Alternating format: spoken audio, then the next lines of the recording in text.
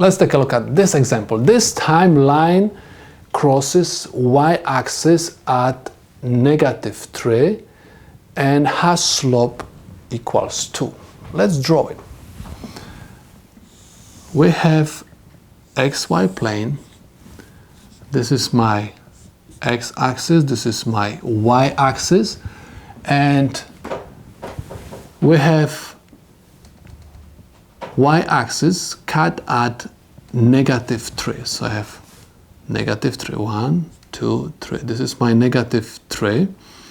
And because slope has positive value, the line will go upward from left to right. Okay, so basically we're going to pass by this point, and this point has coordinates 0, -3. So this statement is saying that I have point 0, -3. And this is my x1 and this is my y1.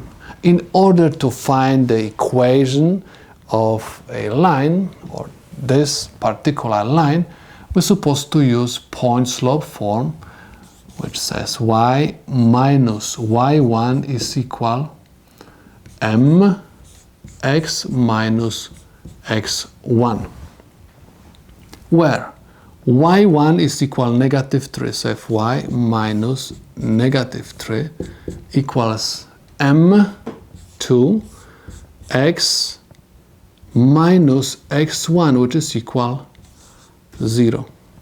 Negative times negative gives me positive, so if y plus 3 is equal 2x. I have to solve this equation for y, that's why I have to move 3 to the right side. Y is equal 2x minus 3. And this is solution to my problem.